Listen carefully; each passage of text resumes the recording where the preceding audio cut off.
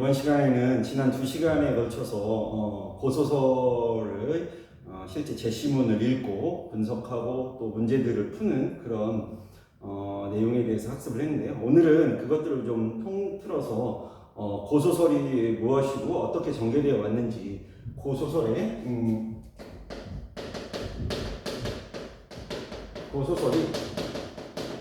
사적인 전개, 역사적인 전개 과정에 대해서, 전체에 대해서 좀 설명을 하도록 하겠습니다.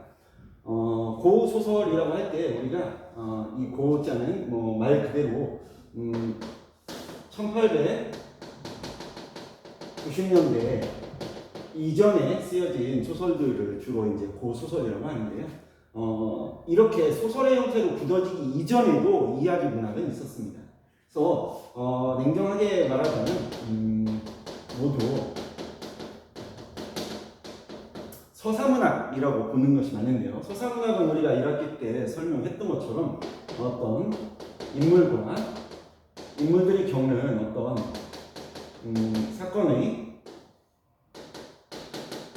과정, 즉 우리가 플롯이라고 부르던 어떤 그런 총체적인 과정들을 중심으로 소개하는 그런 문학들을 우리가 서사문학이라고 불렀습니다. 갈등의 어떤 전개 과정들을 보여주는 그런 문학들. 이 서사문학은 사실 처음부터 소설의 형태였던 것은 아니에요. 서사문학은 생각해보세요. 말이 먼저였겠어요? 우리 인류의 역사에서 글이 먼저였겠어요? 그죠? 글이 먼저라고 볼 수가 없죠. 그죠? 그러니까 원래는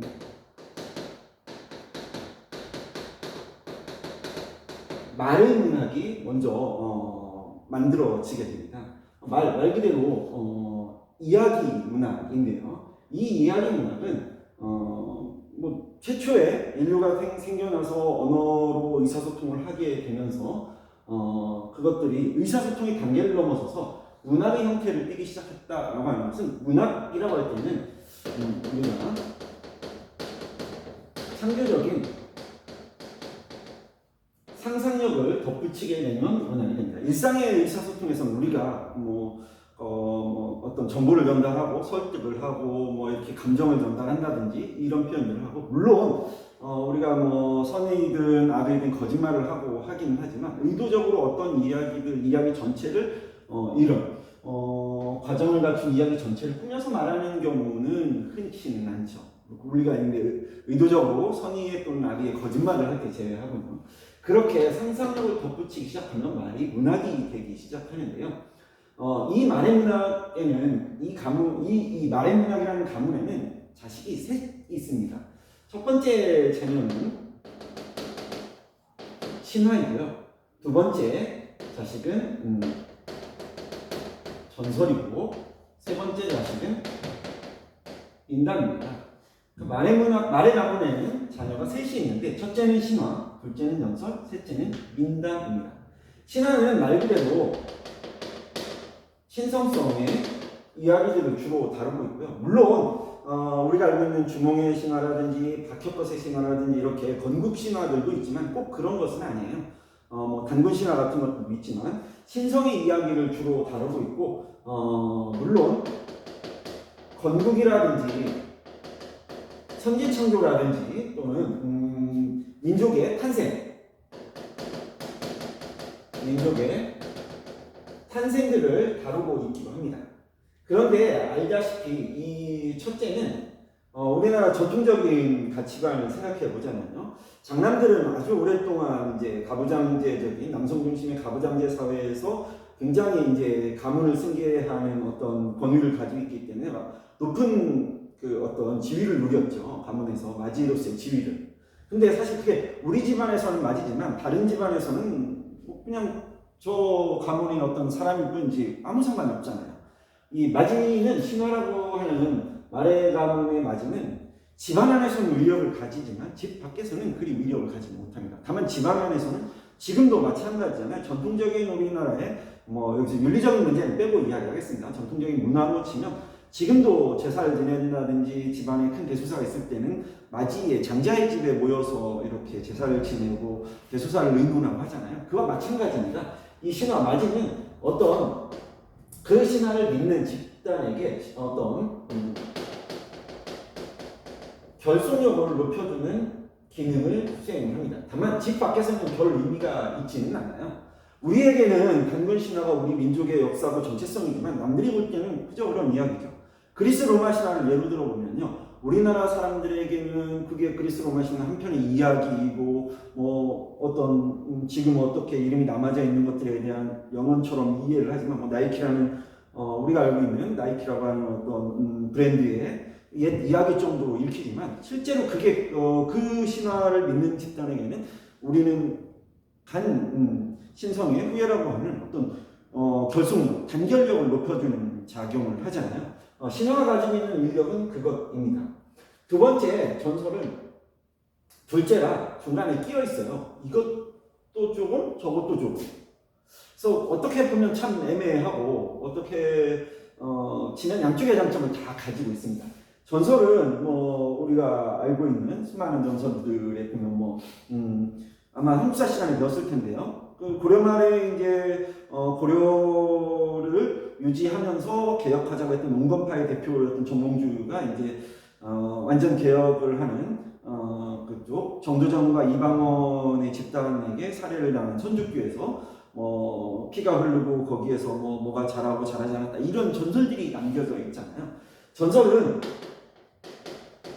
물리적인 흔적을 가지고 있습니다. 뭐 진영이라든지 또는 어떤 지형에 얽힌 이야기라든지 이렇게 산에 얽힌 이름이라든지 우리 조합에도 여기 쌍봉산이 있고 맞은편에 이제 남산이 있는데요. 남산에는 돌이 있고 쌍봉산에는 이게 그리 높진 않지만 어쨌든 가보면 바위들이 없어요. 그래서 여기는 어떤 전설이 있냐면요. 쌍봉산의 산신령과 남산의 산신령이 서로 어느 날 시비가 붙어가지고요. 말다툼이 생겨서 서로 이제 산속에 있었던 돌을 막 던지는 겁니다. 서로 주고받아 던졌는데 쌍봉산의 이 산신령이 이긴 거죠. 그래서 쌍봉산에 있었던 돌이 다 결국 남산으로 옮겨져서 남산에는 지금도 바위가 있는데 쌍봉산에는 없다. 이런 전설들이 있어요. 근데 실제로 올라가보면 쌍봉산에는 큰 바위가 없습니다. 남산에는 바위들이 있고요. 이렇게 전설은 어떤 흔적을 남기고 있습니다. 그리고 대체로 지명이라든지 인명이라든지 의인이라든지 이렇게 어떤 구체적인 흔적을 남겨서 지금도 남아있긴 하지만 결속력을 가진다든지 그런 게 있지는 않아요. 인담은 막내잖아요. 막내는 어디서나 막내 티가 난다고 우리나라에서는 그런 얘기들을 하죠. 막내는 아무래도 좀 우리가 보편적으로 생각할 때 좀 어리광을 부린다든지 애교가 많다든지 이런 것을 하는 것처럼 어디서나 티가 난다고 하는데 인담이라고 하는 건 그런 특징을 갖고 있어요. 이 인담은 이 집단 너머에서도 위력을 발휘합니다. 비슷한 어떤 유형의 인담들이 있어요. 우리나라에서는 토끼와 거북이 이야기지만 이게 아리안계 인도와 힌두 문화를 가지고 있는 저쪽 남쪽으로 남아시아 쪽으로 가게 되면 거기에서는 원숭이와 이 거북이의 이야기로 유사한 형태로 존재를 합니다. 그러니까 어디서나 존재하는 뭐를 가지고 있는 보편성을 가지고 있고 여기는 대체로 흥미, 교훈 이런 것들을 주로 전달합니다. 이 말의 문학은 이제 시기가 흘러서 학문과 과학 기술들이 발달하면서 신화를 사실 더 이상 믿는 사람들은 없지만 아직도 우리들에게는 이 결속력의 측면에서는 어떤 단군의 후예다라고 하는 어떤 단민족의 위력을 발휘하고 있죠. 전설이나 민담 역시 그렇게 예전처럼 이 가문이 더 이상 번창하진 않았어요. 점점 가문이 좀 이렇게 위력이 가문의 위세가 좀 축소되어가는 과정입니다. 이에 반해서 이 반대쪽에 있는 것은 이제 그의 문학인데요. 말의 문학이 점점 이렇게 집안의 원세가 축소되어가고 있다면 그의 문학은 반대로 점점 집안의 원세가 넓어지게 됩니다. 그의 문학은 이제 말이 시작되고 나서 이제 문자를 쓰기 시작하면서 이 말의 문학들을 기록으로 남기게 됩니다. 그걸 뭐라고 부르냐면 채록이라고 불러요. 채집할 때 거두어서 기록했다는 뜻이에요. 그러니까 창조적인 상상력은 직접 가해진 것은 아니죠. 그냥 떠돌아다니는 신화나 전설이나 민담들을 기록으로 남기는 거예요. 그래서 실제 작가가 그 기록으로 남긴 작자가 자신의 개인적 허구의 어떤 상상력을 덧붙이는 것은 아니고요. 단지 기록으로 남기는 것입니다. 그래서 이 최초의 체록된 문학들로 남아있는 것들이 바로 이제 우리가 알고 있는 삼국유서라든지 삼국사기 같은 것들은 이제 고려 시대에 쓰여져가지고 그 고려 이전의 시대에 있었던 이런 문학들에 대해서 이렇게 기록으로 남겨진 것입니다. 그러다 보니까 아까 이야기했던 것처럼 어떤 작자, 기록자의 창작 상상력이 굳이 더해진 것은 아니고 단순한 체록이다. 다만 체록되었다라는 것은 그 시대에 널리 사람들에게 유행하고 있었거나 그 작자에게 깊은 인상을 주었기 때문이겠죠. 그렇죠? 이렇게 체록된 문학, 대표적인 게 아까 말했던 삼국유사라든지 삼국, 사기 같은 것들인데 이걸 보면 쉽게 알 수 있어요. 이 유사라는 말을 보면요.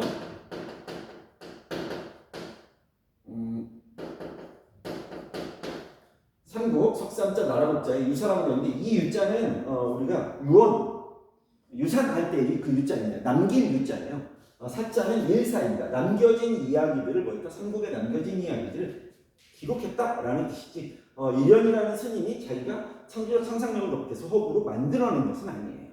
이 체록된 문학들로 이렇게 시작이 되는데 이쪽은 이해됐으니까 정리하겠습니다.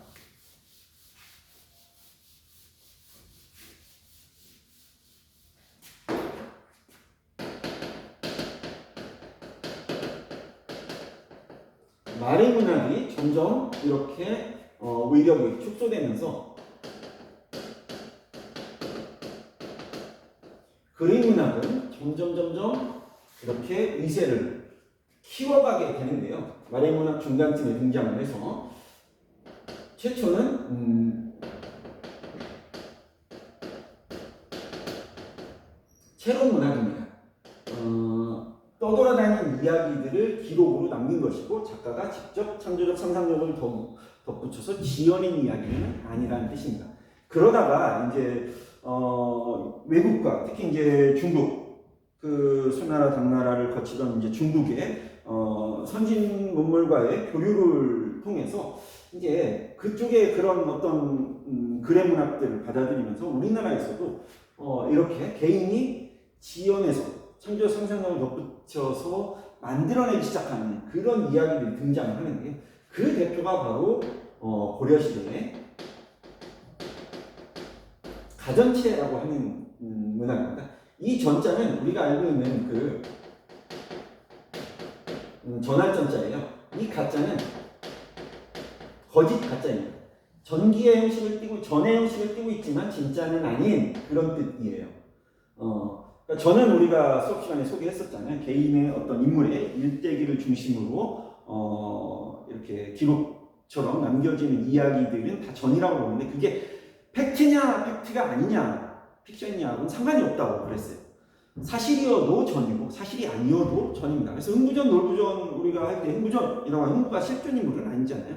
어쨌든 개인의 일대기를 중심으로 서사하는 서사 구조를 갖추는 것들은 모두 전이라고 보는데 전의 형태를 띠고 있긴 하지만 실제 전기는 아니라는 뜻이에요. 이 가전체 문학이 고려 시대에 들어서 개인의 특정 개인들에 의해서 창작이 됩니다. 여기는 최초의 개인 창작 허구라고 하는 어떤 문학사적인 의상을 가지고 있습니다. 이때에 와서야 드디어 이제 아까 이야기했던 문학의 창작 문학의 어떤 형태를 띠기 시작합니다. 요 대표는 이제 정말 유명한 국순전 또는 선생전, 청강사전, 흥부전, 정시자전 이렇게 쭈루루루 죽부인전 이렇게 많이 있는데요. 또 시험 문제 가장 많이 나오는 것은 공방전 이런 겁니다. 이 국자는 누룩국자예요. 그 술을 빚을 때 발효에 쓰는 곰팡이 누룩국이라고 합니다. 그러니까 국순전하고 국선생전은 술을 전기의 형태처럼 술을 의인화해가지고 이야기 형태로 꾸며진 거고요. 공방전은 이 공자는 빌공자고요. 방은 모방자입니다. 이건 무슨 뜻이냐면요. 이렇게 있을 때 이렇게 꼭지 부분들을 뭐라고 부릅니다. 그래서 모가 4개니까 이건 네모죠. 모가 3개는 세모라고 하죠. 이 모 방자예요. 모가 하나 있다. 이 방은 원래 이제 우리가 사방할 때 동서남북의 그 방자예요. 그래서 이렇게 비어있는 동그랗고 가운데 이렇게 네모나게 구멍이 나 있는 이런 거 뭐가 있겠어요? 고전에서 우리나라의 역사 속에서 그죠? 엽전입니다. 엽전 돈. 이 돈을 의인화해가지고 쓰여진 전기의 형태로 쓰여진 그런 작품입니다. 공방전. 근데 이 작품들은 완벽히 소설의 형태를 띠고 있지는 않아요. 소설이라고 하면 어쨌든 이 인물 간의 갈등 구조, 나와 나 자신이 겪는 갈등이든 나와 사회가 겪는 갈등이든 내가 다른 인물과 겪는 갈등이든 어떤 갈등 구조가 중심이라서 어떤 삶의 과정들을 펼쳐서 보여준다고 한다면 그런 기준에서 이 가전체들은 그것들은 좀 부족합니다. 그래서 완벽히 우리가 알고 있는 소설의 형태를 띠고 있지는 않아요. 그래서 굳이 가전체 또는 가전체 소설 이렇게 구분을 합니다. 그래서 우리가 현대에 이해하고 있는 소설의 형태를 띠고 있지는 않다고 이해를 하면 되겠습니다.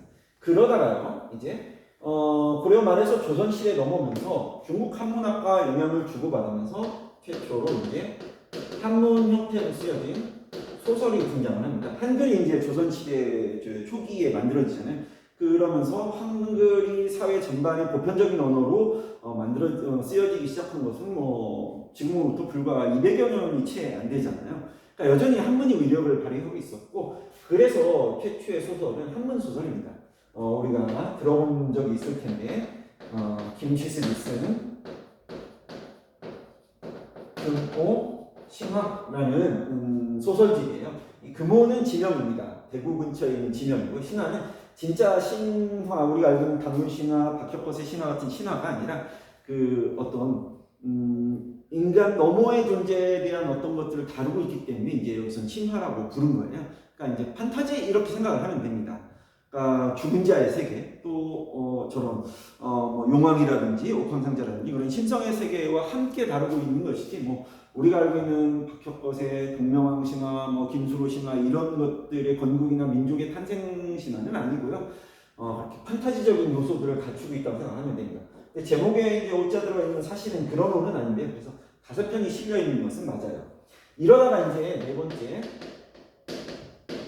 한글로 된 소설들이 등장을 하는데 여기는 이제 이견이 좀 있어요. 그게 홍길동전이 최초의 한글 소설이냐 아니면 설공찬전이 최초의 한글 소설이냐는 약간의 이견이 있어서 최근에 어떤 게 최초의 한글 소설이냐 묻지는 않고요. 어쨌든 설공찬전, 홍길동전쯤 조선 중기 이후에 임진왜란과 병자호란 그 시기쯤에 와서야 이제 이 한글로 된 소설이 창조되기 시작합니다. 그래서 이제 조선 후기에 상업자본의 발달과 함께 이 소설들이 쉽게 말해서 상품으로 팔리기 시작을 합니다. 또는 소설들을 그때는 이제 지금처럼 텔레비전이나 라디오가 없잖아요. 그러니까 돌아다니면서 소설을 말로 이렇게 전달해주고 먹고 사는 그런 직업들도 존재를 합니다. 그 전기수라 부르는데요. 요즘으로 지금 이야기꾼, 스탠딩 코미디 같은 사람들이에요. 그 사람들이 돌아다니면서 자기가 기억하고 있던 어떤 이야기들 이렇게 전달을 해주는데 그런 사람들은 요 말의 문학 가지고 유사한 특징을 가지고 있죠.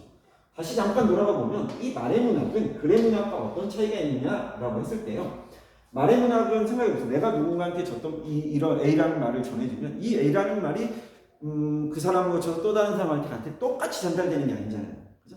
말이라고 하는 건 우리가 들은 기억에 어떤 왜곡이 일어날 수도 있고 시간이 지나면 이제 기억에서 이렇게 좀 잊혀지기도 하니까 전달되면서 내용이 조금씩 변하게 됩니다. 어쨌든 그래도 살아남았다고 하는 것은 전달받은 사람도 이거 재밌네? 해서 또 전달해주니까 살아남겠죠. 그러니까 말의 문학은 여러 사람들이 고개를 끄덕이고 재미있어 할 만한 어떤 이야기들이 이렇게 쌓여서 말의 문학으로 살아남게 됩니다. 그래서 말의 문학이 가지고 있는 특징은요.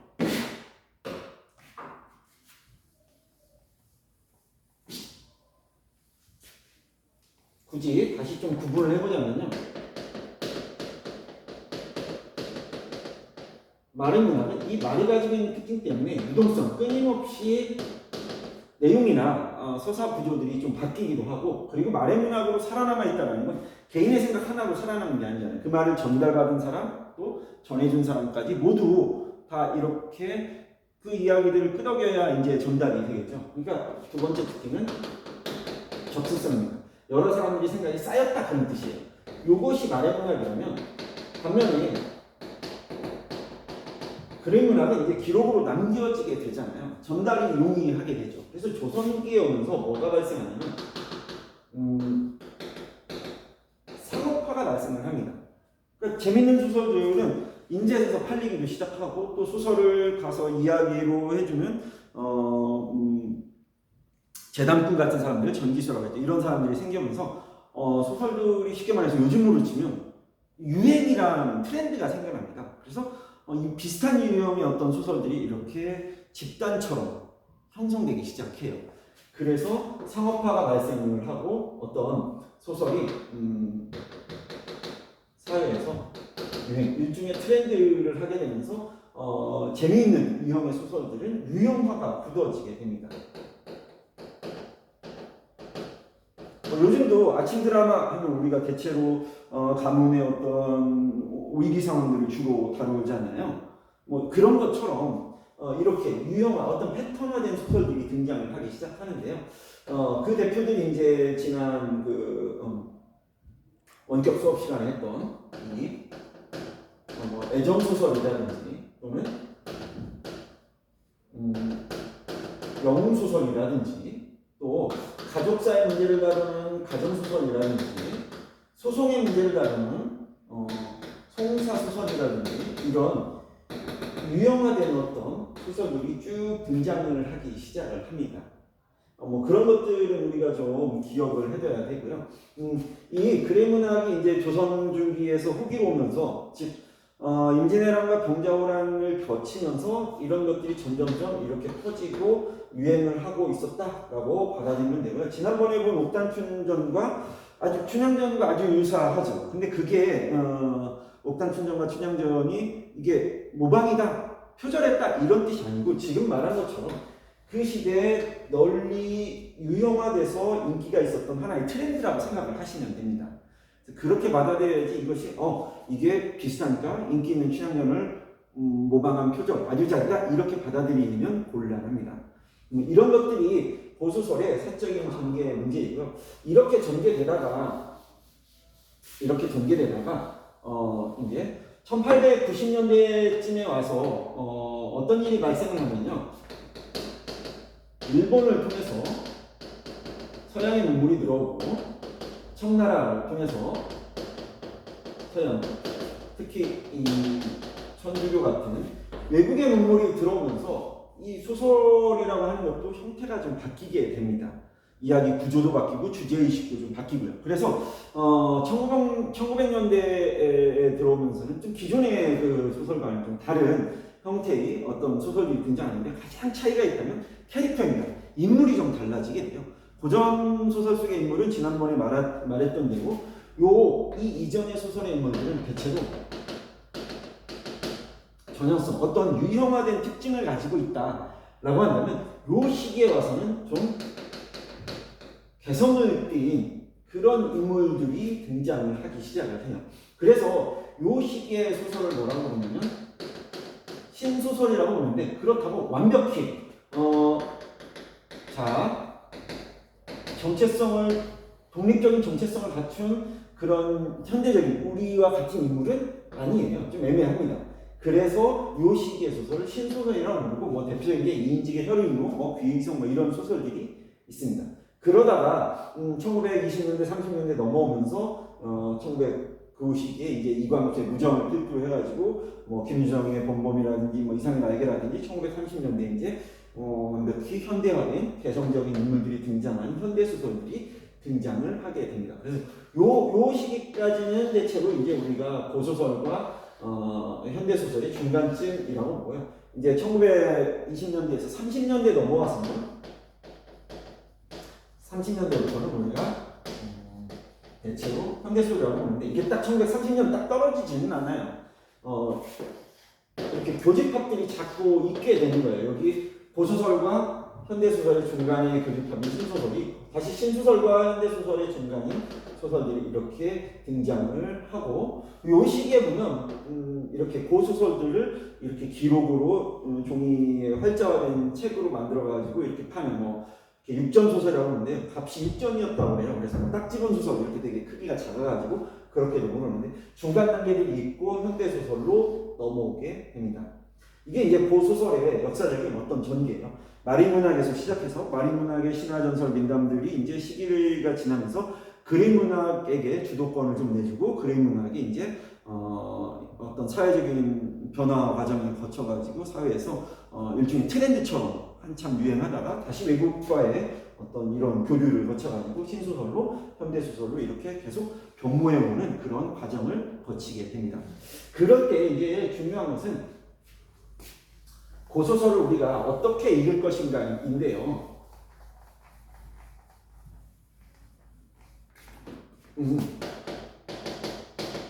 고소설과 현대소설을 읽는 공통점은 어쨌든 인물 캐릭터입니다. 그 인물이 도대체 어떤 삶을 살고 있는가? 왜 저렇게 살지? 어떤 삶을 살지? 왜 저렇게 살지? 요것은 변하지 않아요. 소설의 어떤 본질입니다. 삶의 어떤 총체성을 보여주는 본질이기 때문에 그건 뭐 변하지가 않는데 차이가 있다면 그 인물들이 살아가는 어떤 사회나 문화, 시대가 다르잖아요.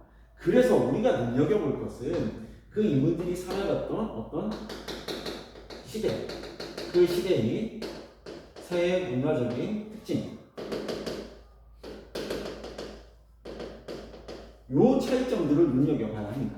우리가 말했던 고소설은 아까 얘기했잖아요. 1890년대 정도를 기준으로 그 이전의 소설이라고. 그러니까 대한제국과 이제 조선, 그 다음에 고려시대 이전들의 시대다 보니까 어떤 특징이 있냐면 요 고소설의 시대는 대체로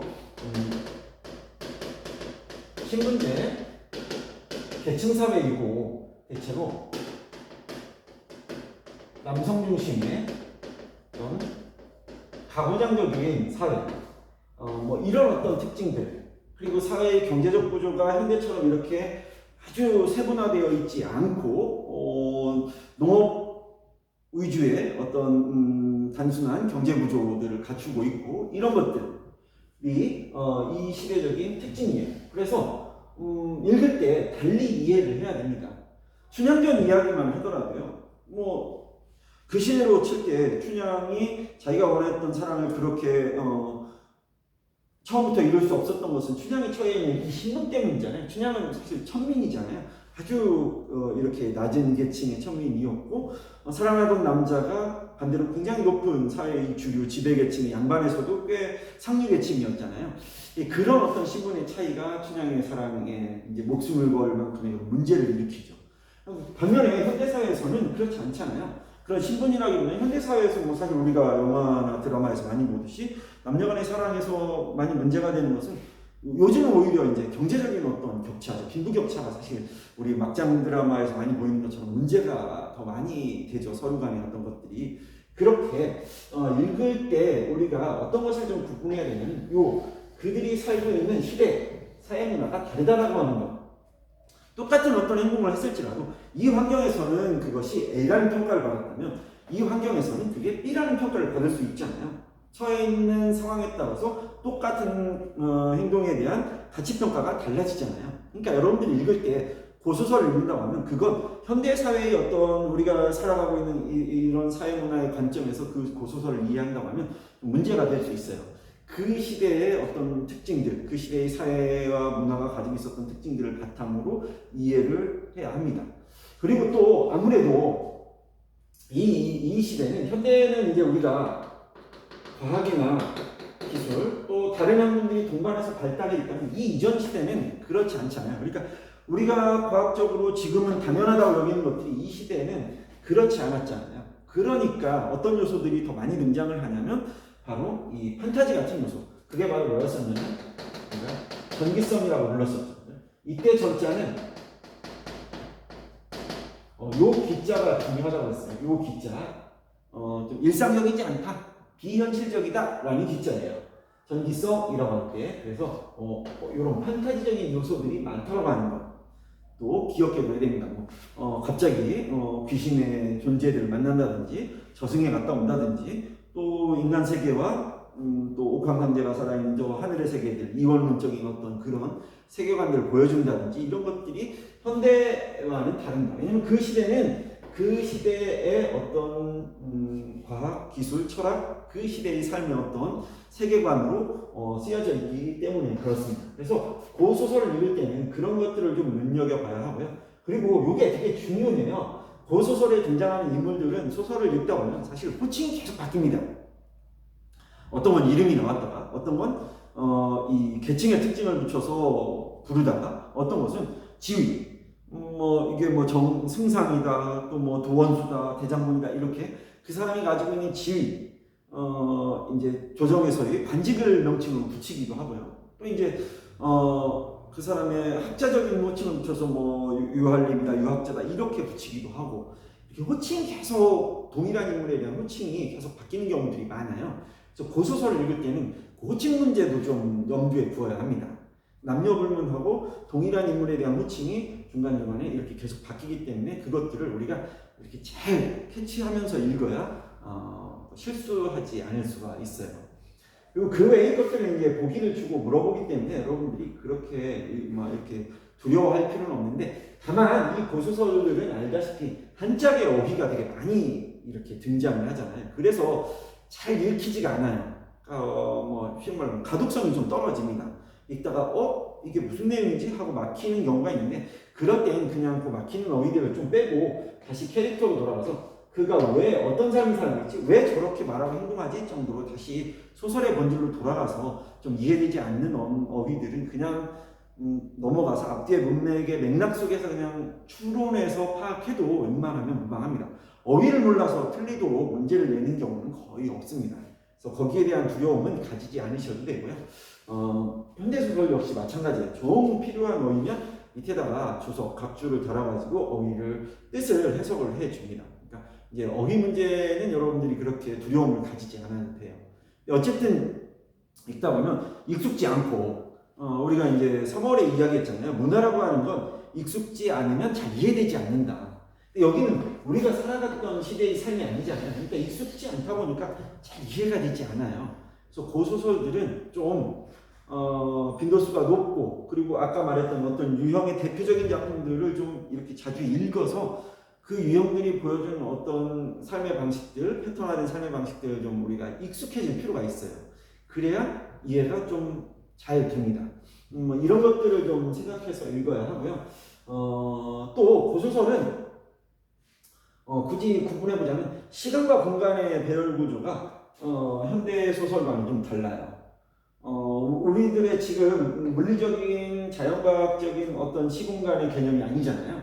그러다 보니까 이 고소설에 등장하는 시공간의 개념은 어떤 철학적인 그 시대의 지배적인 가치관이었던 성리학이라든지 우리의 전통 신앙이라든지 이런 것들 그러니까 죽음 이후의 세계에 대한 전통적인 우리의 어떤 민족들이 또는 인류가 보편적으로 가지고 있었던 사유들의 구조가 있잖아요. 죽음 이후에는 어떤 저승으로 가고 이런 세계냐, 사후세계냐 그런 어떤 세계관들이 좀 현대 소설과는 다르다라고 하는 점들 특징을 좀 기억해야 되고 또 이 캐릭터, 그 캐릭터는 현대 소설과 고소설은 아주 다르다고 했잖아요. 여기는 번영성, 어떤 집단을 대변하는 인물로 등장하는 여기는 개성. 언니 세상에 하나뿐인 인간 우정선을 보여주고 싶어하는 게 현대 소설이에요. 반면에 고소설에서는 교사 우정선을 보여주고 싶어하는 거죠. 교사로서의 우정선. 우정선을 통해서 교사라는 집단을 보여주고 싶어한다고 거꾸로 생각해도 비슷합니다. 이런 차이가 좀 있어요. 그래서 읽을 때 그런 것들도 좀 염두에 두고 읽어야 합니다. 자, 다음 시간에는 좀 우리가 지난번에 살펴본 고소설 말고 또 다른 실제 출제되었던 고소설 문제들을 가지고 지문도 분석해 보고요. 그 다음에 문항들도 같이 분석해서 실제로 이런 것들을 다시 한번 복습해 보는 시간을 가지도록 하겠습니다.